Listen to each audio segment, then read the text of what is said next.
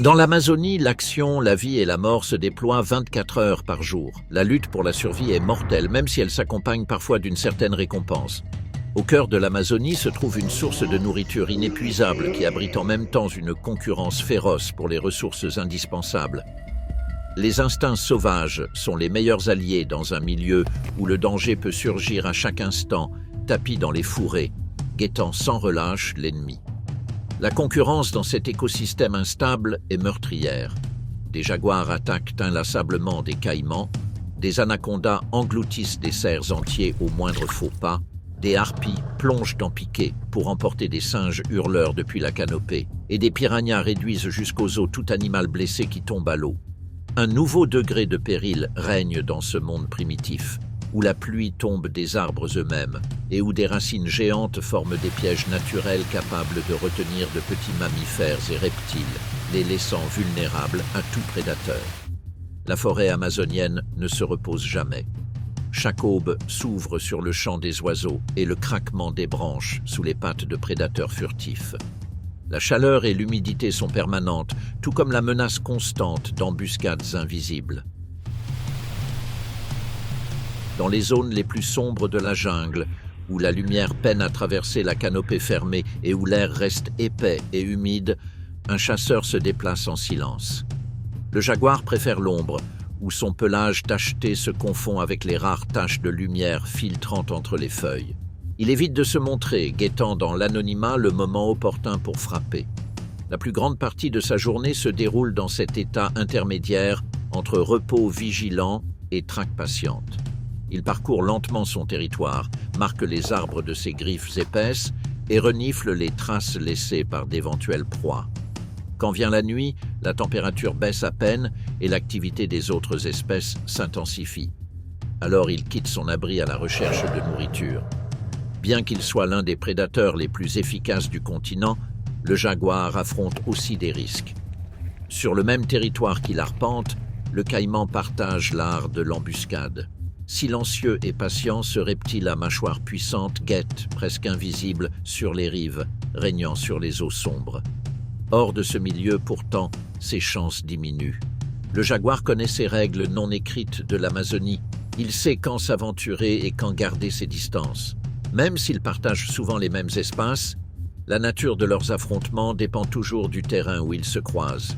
Les deux chasseurs évoluent dans des décors changeants, mais le félin possède l'avantage de l'agilité terrestre. Il se déplace sans effort entre racines, boue et branches tombées. Là où le caïman devient maladroit, le jaguar conserve sa dextérité. Quand ils se rencontrent, l'attaque se décide en quelques secondes. Le caïman, confiant dans sa force, tente de pivoter pour mordre, mais le jaguar ne laisse guère la chance.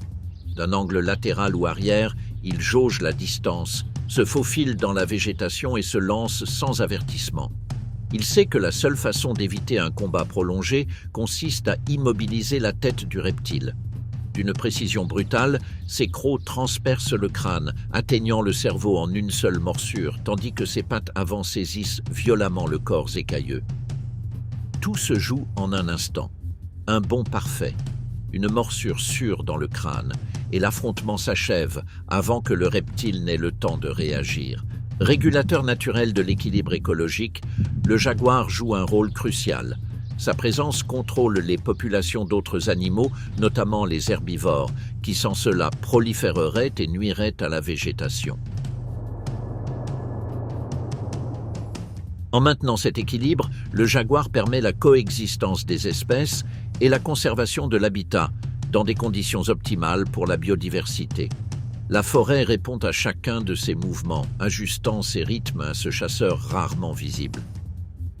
Ainsi, depuis les ombres, le jaguar préserve l'ordre subtil qui fait tenir la jungle. Cependant, l'Amazonie n'est pas seulement marquée par des prédateurs tels que le jaguar. De petites créatures dont le venin et le camouflage participent aussi de cet équilibre complexe. Dans les profondeurs de la forêt, où les vers du feuillage se mêlent à d'épaisses ombres gorgées d'humidité, de minuscules éclats bleus, rouges et jaunes glissent entre les feuilles mouillées. Ce sont les grenouilles toxiques, créatures minuscules dont la peau lumineuse n'est pas un simple ornement, mais un avertissement clair. Certaines espèces peuvent produire des toxines si puissantes que, au contact de la peau ou une fois dans le sang d'un prédateur, elles provoquent une paralysie presque immédiate suivie de la mort en quelques minutes. Leur quotidien, aux premières heures du jour, consiste à chercher de petits insectes et arthropodes dont elles transforment les substances chimiques en poisons redoutables. Malgré leur apparence fragile, ces minuscules grenouilles ont perfectionné leur mode de vie dans un environnement qui ne pardonne aucune erreur. Elles avancent prudemment entre racines humides et pierres couvertes de mousse, esquivant les prédateurs diurnes et évitant les flaques stagnantes où guettent des serpents. Chaque déplacement et chaque pause sous une feuille sont guidés par un instinct ancien qui distingue quand progresser et quand demeurer immobile. Certaines mémorisent des itinéraires sûrs dans leur petit territoire, identifiant refuges temporaires et zones moins exposées, un comportement rare chez des amphibiens de cette taille. Toutefois, toutes les grenouilles toxiques d'Amazonie ne représentent pas une menace aveugle pour les autres espèces. Certaines établissent même des liens avec l'animal le plus inattendu, la mygale. La rainette coquille des pluies et certaines mygales amazoniennes ont instauré une relation de cohabitation qui, sans atteindre une coopération consciente, leur apporte des avantages mutuels. Le quotidien de ces minuscules grenouilles s'entrelace avec la présence des mygales qui protègent leurs terriers dans des troncs creux ou sous des racines exposées. Tandis que les araignées gardent l'entrée contre de plus grands prédateurs et capturent de grosses proies, les grenouilles se nourrissent de petits invertébrés pouvant endommager les œufs de leurs hôtes. Il est courant de voir ces deux espèces partager d'infimes espaces, chacune veillant depuis son abri. La mygale, qui dans un autre contexte représenterait une menace, tolère ces grenouilles, profitant de leur instinct opportuniste pour protéger sa progéniture de minuscules nuisibles. Dans cet écosystème où le danger guette à chaque recoin, il existe des exceptions, des liens inattendus permettant à des espèces opposées de partager un territoire et d'en tirer bénéfice mutuel. Il résulte de besoins communs et d'instincts favorisant une cohabitation discrète dans un milieu implacable. En Amazonie, chaque petit détail est crucial, car les conditions naturelles peuvent bouleverser la dynamique de vie et de mort en quelques minutes. Bien que la forêt puisse sembler uniforme au premier regard, elle regorge de phénomènes naturels qui définissent l'existence de ses habitants. L'un des plus caractéristiques est la pluie interne. Phénomène où l'humidité accumulée sur les hautes feuilles tombe de façon continue, même sous un ciel dégagé. Cette précipitation ne vient pas d'un orage lointain, mais de la transpiration des plantes qui libèrent d'énormes quantités de vapeur d'eau. Pour certains animaux terrestres, cette chute d'eau constante représente une chance silencieuse. Ils profitent du bruit des gouttes frappant le sol et les feuilles comme d'un écran naturel masquant leur avancée. Dans un environnement où chaque son trahit une position, ce murmure persistant leur permet de se déplacer sans être détectés. Ce milieu, à la fois hostile et généreux, profite aussi à d'autres créatures, comme les tapirs, grands mais étonnamment discrets, qui utilisent l'humidité pour rester frais et éviter les prédateurs les plus actifs durant les heures sèches. Même de petits reptiles trouvent un certain répit dans cette pluie constante. L'humidité permanente leur permet de rester actifs plus longtemps, explorant des zones où, autrement, ils seraient exposés aux plus grands chasseurs. L'humidité constante, la végétation dense et les sols détrempés n'avantagent pas seulement ceux qui se déplacent sur Terre. Sous la surface trouble des lagunes, des marécages et des cours d'eau lents, attendent des prédateurs qui n'ont nul besoin de se faufiler entre les branches ni de se camoufler dans le sous-bois. Les anacondas, expertes à exploiter les conditions du terrain, ont fait de ces étendues d'eau leur domaine. Là, immobiles et presque complètement submergées, elles ne laissent dépasser qu'une partie de leur corps robuste, confondu parmi racines immergées et débris végétaux flottants. Leur stratégie est simple et efficace. Elles ne poursuivent pas, n'harcèlent pas leur proie. L'anaconda attend, presque fondu dans son environnement. Son procédé consiste à rester sous la surface, là où la lumière est rare et où le mouvement de l'eau dissimule tout frémissement. Quand un animal assoiffé s'approche de la berge boueuse, le serpent agit. D'un mouvement rapide, propulsé par la force de ses muscles et le soutien de l'eau, il s'enroule autour de sa cible. Il n'a besoin ni de crocs ni de venin. Sa constriction est son arme, étouffant lentement tout en entraînant la victime sous l'eau. C'est une attaque silencieuse où le bruit ambiant et le martèlement continu des gouttes masquent les derniers soubresauts avant que tout ne redevienne calme. Ce reptile possède une incroyable capacité à moduler la pression de son étreinte, s'adaptant à la taille de la proie, ce qui lui permet de neutraliser même les animaux les plus imposants.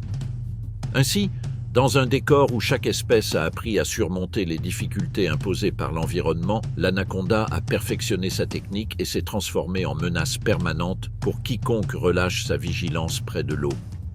Sa présence silencieuse, mais constante, modifie le comportement d'innombrables espèces qui, tout en maîtrisant la terre ferme, savent que sous l'eau, l'ordre des choses s'inverse. Pourtant, tous les chasseurs amazoniens ne dépendent pas de l'eau pour asseoir leur domination. Aux lisières de la forêt, où l'épaisseur du couvert décline et où le terrain se mêle de prairies et de rives, apparaissent des figures moins fréquentes, mais tout aussi mortelles. L'une d'elles est le loup à crinière. Bien que rare dans la jungle profonde, sa capacité d'adaptation l'amène à fréquenter ses frontières, là où la végétation s'ouvre et le relief devient plus irrégulier. Ce canidé aux longues pattes et au corps élancé est un prédateur opportuniste, spécialisé dans les proies de taille moyenne, mais capable d'ajuster son régime selon la saison. Rongeurs, oiseaux, jeunes tapirs et fruits sauvages, comme la lobeira, font partie de son alimentation. Contrairement à d'autres chasseurs qui préfèrent l'ombre, le loup à crinière se déplace souvent à découvert, comptant sur sa vue perçante et sa grande endurance. Il chasse rarement en meute, ce qui renforce son profil de prédateur solitaire. Sa méthode combine discrétion et persévérance. Il s'approche prudemment, suit la piste à l'odorat et, le moment venu, lance une poursuite prolongée. Ce n'est pas un sprinter comme certains félins. C'est un poursuivant patient qui épuise sa proie avant le coup final. Bien que sa morsure manque de la puissance des grands canidés, sa ténacité et sa capacité à parcourir des heures durant en font une menace constante aux marges de la jungle. Si nombre de ces prédateurs sillonnent les sentiers terrestres, les véritables dangers de la forêt ne se limitent pas au sol. Sous la surface des eaux troubles, des créatures minuscules et mortelles rôdent, invisibles à l'œil nu. Parmi ces menaces cachées, le piranha à ventre rouge glisse entre racines immergées et bancs de vase. D'apparence modeste, il passerait inaperçu, mais une vibration irrégulière dans l'eau ou la trace de sang suffit à réveiller son instinct de chasseur. Ils agissent en bancs serrés et coordonnés, capables d'encercler des proies bien plus grandes qu'eux. Adaptés aux eaux lentes, aux zones marécageuses et aux lagunes reliées aux cours principaux, ces piranhas se faufilent discrètement parmi racines et limons. Bien que leur réputation soit souvent exagérée, ils peuvent attaquer des animaux de taille considérable lorsque les conditions s'y prêtent.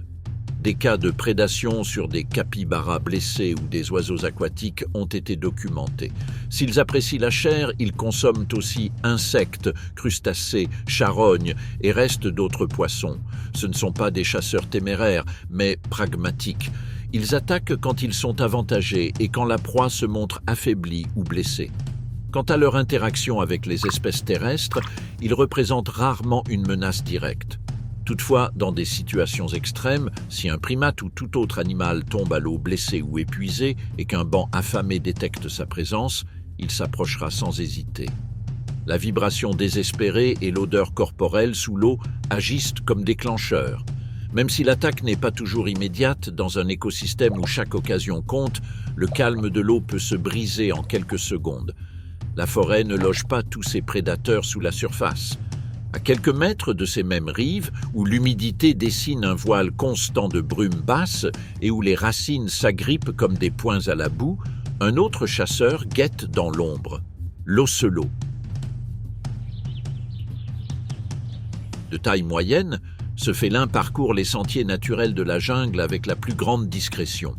Contrairement au jaguar, son parent plus imposant, ce prédateur a perfectionné son existence dans le sous-bois où les clairières sont rares et la lumière pénètre à peine le dense feuillage. Son pelage tacheté, mélange d'ocre et de taches noires, se fond avec les ombres irrégulières projetées par les frondaisons. Ce camouflage lui permet non seulement de s'approcher de ses proies, mais aussi d'éviter de devenir la cible de prédateurs plus grands, prêts à éliminer tout concurrent sur leur territoire. Le jour, l'ocelot réduit son activité se réfugiant dans des troncs creux, sur des branches épaisses ou entre les racines de géants forestiers. L'humidité permanente contraint tous les chasseurs à ménager leurs efforts. Au crépuscule, quand la température commence à baisser et que les sons de la forêt changent de tonalité, ce félin entame sa routine de chasse. Sa technique est opportuniste, en embuscade pour de petits mammifères comme les rongeurs arboricoles. À la différence du jaguar, il ne dépend ni de grosses proies ni d'embuscades spectaculaires. Il préfère la subtilité, l'approche patiente et une attaque précise, presque silencieuse. L'une de ses plus grandes forces face aux autres félins amazoniens est sa remarquable capacité à évoluer en hauteur. Il grimpe agilement sur les branches et troncs inclinés, ce qui lui permet de chasser dans des niveaux où peu de prédateurs rivalisent.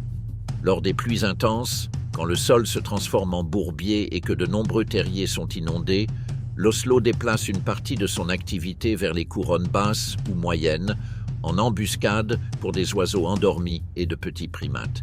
Il accède ainsi à des proies hors de portée des chasseurs strictement terrestres.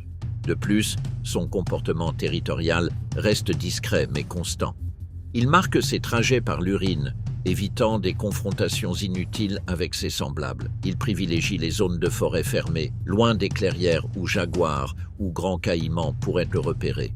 Cette nature solitaire et calculatrice, adaptée aux ombres et au silence, fait de l'ocelot l'un des prédateurs les plus réussis et les moins visibles de l'Amazonie.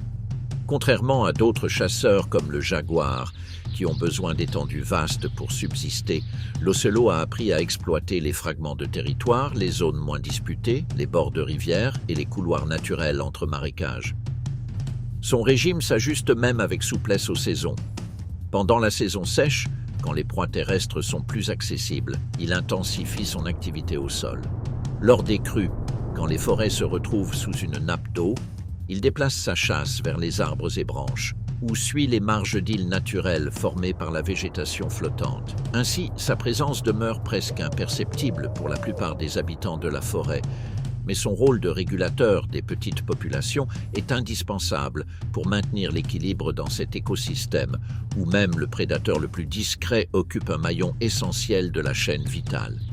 Les grands serpents, tels les anacondas, rôdent dans les eaux troubles et épaisses, toujours à l'affût d'une proie.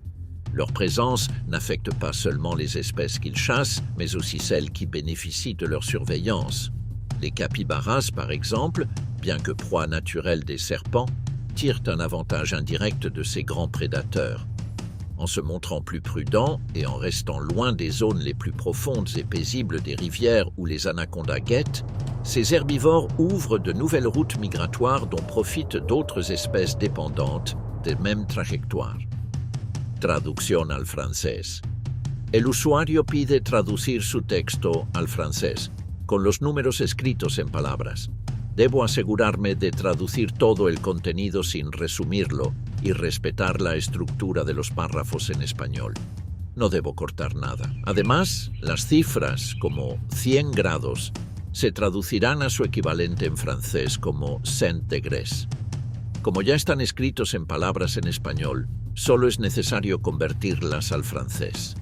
Mantendré el formato y la longitud del texto tal como lo escribió el usuario. Pensó durante 7 segundos. La présence d'un prédateur crée une dynamique de vigilance qui organise les déplacements à l'intérieur de l'écosystème, obligeant les animaux à s'adapter et à modifier leur comportement. Il en va de même pour les jaguars. Leur chasse n'affecte pas seulement les proies directes comme les cerfs ou les capybaras, mais régule aussi les espèces plus petites, maintenant l'équilibre des populations d'animaux de taille réduite. Ainsi, le jaguar joue un rôle crucial de régulateur dans la pyramide trophique, garantissant que les populations d'herbivores ne croissent pas de façon incontrôlée au point d'épuiser les ressources végétales. De leur côté, les insectes et les petits animaux qui habitent l'Amazonie, bien que majoritairement proies, remplissent eux aussi une fonction d'équilibre.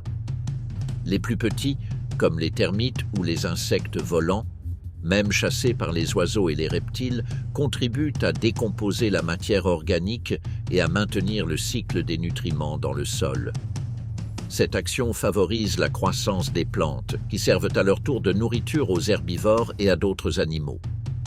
Les fleuves eux-mêmes, avec leurs eaux troubles, représentent un point de rencontre crucial pour diverses espèces. Les piranhas, prédatrices par excellence, ne constituent pas seulement un danger pour les animaux qui tombent à l'eau. Elles remplissent aussi une fonction de nettoyage, éliminant les restes d'animaux morts et empêchant les écosystèmes aquatiques de se saturer de matière en décomposition. Ainsi, bien que leur attaque puisse paraître implacable, elles jouent en réalité un rôle vital dans le maintien de l'ordre de leur environnement aquatique. Ainsi, l'Amazonie n'est pas seulement un champ de bataille où prédateurs et proies livrent des combats féroces. C'est aussi un écosystème profondément interconnecté, où chaque espèce, quelle que soit sa place dans la chaîne alimentaire, joue un rôle essentiel dans la préservation de l'équilibre naturel. Cet enchevêtrement complexe de relations, depuis la compétition la plus acharnée jusqu'aux alliances invisibles, maintient la forêt vivante et vibrante. Au cœur de l'Amazonie, chaque prédateur, chaque proie et chaque habitant invisible joue une fonction qui dépasse sa propre survie. La jungle se soutient grâce à un réseau de relations où même le chasseur le plus solitaire influence la dynamique de vie qui l'entoure. Sous l'épaisse canopée, là où la lumière atteint à peine le sol et où l'humidité imprègne chaque recoin, une menace différente avance en silence. Ce sont les fourmis guerrières, des centaines de corps minuscules qui se déplacent comme une masse vivante. Parfaitement synchronisés, leurs pas transforment le sol, obligeant insectes, reptiles et petits mammifères à modifier leur trajectoire et à chercher refuge dans les arbres ou les eaux proches. La forêt, qui ne s'arrête jamais, semble se figer un instant devant ces vagues qui ne laissent rien derrière elle. Contrairement aux prédateurs solitaires, les fourmis guerrières fondent leur survie sur la force collective. Elles ne construisent pas de nid permanent. Ce sont des colonies nomades qui avancent sans cesse, organisées en castes où chaque individu exerce une fonction précise. Les ouvrières, dotées de puissantes mandibules, forment les flancs et capturent tout ce qui bouge. Les soldates, plus grandes, protègent les marges de la colonne et ouvrent la voie dans la végétation dense. Au centre, la reine, dissimulée et protégée par un anneau de garde du corps, garantit la continuité de la colonie. Cette organisation leur permet de chasser efficacement, démantelant des proies de plus grande taille en quelques minutes. Des insectes et des arachnides, jusqu'aux petits amphibiens et reptiles tombent sans cesse sous leur assaut coordonné. Leur présence ne touche pas seulement les proies directes. Le mouvement de ces colonies modifie la dynamique de l'écosystème immédiat. Des animaux qui autrement occuperaient des postes fixes d'alimentation ou de repos se voient contraints de se déplacer, évitant les couloirs empruntés par cette marée d'insectes. Les fourmis ne se contentent pas de manger tout ce qui peut les nourrir. Dans leur élan de multiplication, elles déposent aussi des œufs dans les endroits où elles trouvent une source de nourriture abondante. Ainsi, tandis que les ouvrières ramassent des fragments de chair ou des restes d'insectes, les nouvelles générations naissent et commencent à se nourrir du même festin. Oiseaux, petits rongeurs, voire prédateurs en cours de décomposition, cèdent devant leur avancée, alimentant non seulement les ouvrières, mais aussi les larves qui se développent rapidement, assurant la pérennité de la colonie. Parmi les restes des animaux morts, les fourmis se concentrent surtout sur les parties molles de la peau, les muscles exposés et les viscères, lorsqu'elles y ont accès. Les yeux, souvent parmi les premiers tissus attaqués parce qu'ils s'enlèvent facilement, deviennent également une cible privilégiée. Le sol amazonien n'est jamais calme. Lorsque les colonnes de fourmis guerrières abandonnent une zone, d'autres habitants de la forêt reprennent leur place, mais toujours sous la menace constante de prédateurs attentifs. Dans ce contexte d'embuscade permanente, toutes les créatures ne disposent pas de la force du nombre. Certaines, minuscules et solitaires, ont développé des stratégies individuelles si efficaces qu'elles dissuadent même des ennemis de plus grande taille. Le bombardier est un de ces exemples silencieux d'adaptation.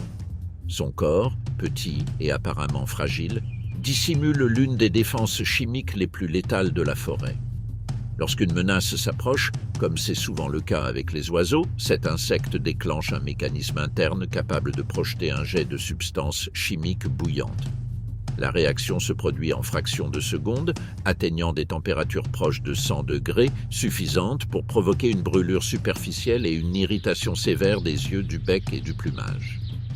Ce n'est pas une défense mortelle pour un oiseau, mais elle est assez douloureuse et déroutante pour interrompre toute tentative de chasse. Le tir, précis et dirigé vers les points vulnérables, force l'attaquant à se retirer, donnant au bombardier le temps nécessaire pour disparaître parmi les feuilles. Cette capacité lui assure non seulement la survie, mais conditionne aussi le comportement d'autres espèces, qui apprennent à reconnaître le schéma et, dans la mesure du possible, à éviter certains recoins où ces insectes abondent. La présence de créatures comme le bombardier montre que, dans la forêt amazonienne, la survie ne dépend pas toujours de la taille ni de la force, mais de ressources subtiles et de mécanismes précis qu'une longue évolution a perfectionnés pour équilibrer les dynamiques de chasse et de défense dans l'un des écosystèmes les plus complexes et hostiles de la planète. Tandis que, sur le sol et parmi l'enchevêtrement de feuilles sèches, se livrent de véritables guerres d'insectes et de petits prédateurs, les branches les plus hautes de la forêt soutiennent un autre théâtre où la loi de la survie prend d'autres formes.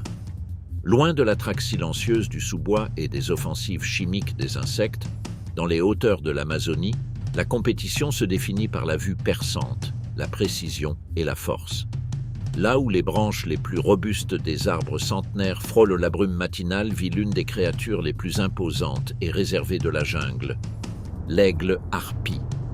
Avec son plumage gris acier, sa crête hérissée et ses serres disproportionnées, ce prédateur a perfectionné, au fil des millénaires, une méthode de chasse aussi efficace qu'implacable. Contrairement à d'autres chasseurs qui guettent depuis le sol, la harpie utilise la complexité de la canopée comme une ressource à part entière. Elle ne dépend ni d'une vitesse soutenue, ni de longues poursuites. Sa méthode est le coup précis. Elle attend, immobile, que sa proie se découvre. Une fois détectée, elle fond en piqué avec une précision qui défie la densité de la forêt. Ses ailes, adaptées pour manœuvrer entre des branches étroites, se replient à la dernière fraction de seconde avant l'impact, et ses serres se referment avec violence sur la victime. Parmi ses proies habituelles se trouvent des mammifères comme le paresseux à 3 doigts et de grands oiseaux tels que le toucan ou l'arat. Ces animaux, confiants dans la sécurité des cimes, se déplacent sur les branches à la recherche de nourriture ou de repos. C'est dans ces instants de distraction que la harpie descend sans prévenir. Aucun avertissement.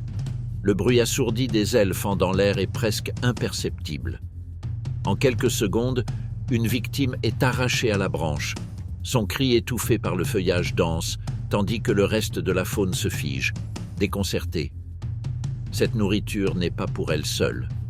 La harpie retourne alors à son nid, construite à la fourche d'un arbre gigantesque où elle élève généralement un seul petit pendant 2 années entières, lui vouant des soins minutieux et un apport constant de nourriture.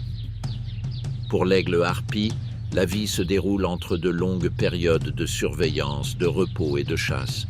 Du haut de son mirador naturel, ce prédateur scrute les cimes à la recherche du moindre signe de mouvement. Aux premières heures du jour et au crépuscule, quand l'activité de la forêt s'intensifie, la harpie libère son instinct de chasse. Le reste du temps, elle se repose, lisse son plumage ou demeure immobile dans les hauteurs, dominant un territoire que peu de créatures osent franchir. Pourtant, même dans son royaume de silence et d'ombre, rien ne reste longtemps immobile. La forêt respire, s'agite et répond. Dans cet enchevêtrement de branches, d'autres créatures ont appris à survivre dans un état d'alerte permanent. Dans la canopée supérieure de l'Amazonie vit l'une des espèces les plus emblématiques de ce niveau forestier, le singe hurleur.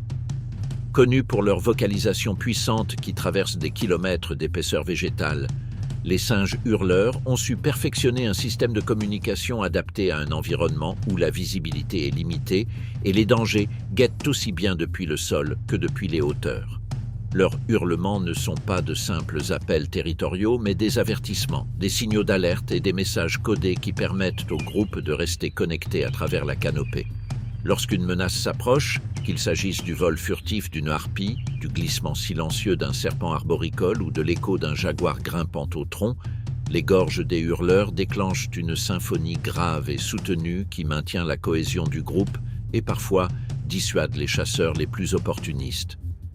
Pour survivre dans ce royaume aérien, les singes hurleurs ont développé des adaptations physiques leur permettant de se déplacer avec sécurité et adresse d'une branche à l'autre. Leurs membres, longs et puissants, sont conçus pour s'agripper aux rameaux les plus épais, tandis que leur queue préhensile agit comme un cinquième membre capable de s'enrouler fermement autour des troncs et de leur permettre de se suspendre ou de se balancer sans effort.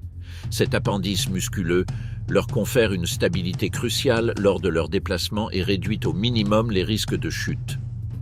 En revanche, leurs performances au sol sont maladroites et limitées. Leur corps, adapté à la canopée, manque de l'agilité nécessaire pour affronter les prédateurs terrestres ou se déplacer rapidement sur le sol humide et semé d'obstacles de la forêt. Malgré leur préférence pour les hauteurs, il arrive qu'un de ces primates descende, que ce soit en raison d'un manque de nourriture ou à la recherche d'eau pendant les périodes de sécheresse. Dans ces cas, le risque se multiplie. Un individu quittant la sécurité des branches s'expose aux chasseurs du sol comme les jaguars, les serpents constricteurs ou les pumas. Dans une situation typique, un jeune mâle, momentanément éloigné de son groupe, descend dans une clairière pour atteindre des fruits tombés. Depuis la pénombre de la broussaille, un puma observe. L'approche est silencieuse, mesurée, mais un mouvement involontaire du félin alerte le singe qui réagit en une fraction de seconde. La vitesse n'est pas son point fort sur la terre ferme, mais sa capacité à grimper lui permet d'atteindre le premier tronc proche et, grâce à ses membres robustes, de se hisser rapidement.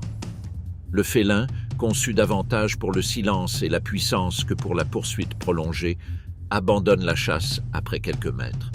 Dans les hauteurs, le jeune singe rejoint son groupe, qui répond par un chœur de hurlements, non seulement de soulagement, mais de victoire. Pourtant, pour le puma, chaque tentative infructueuse fait partie d'un jeu plus vaste.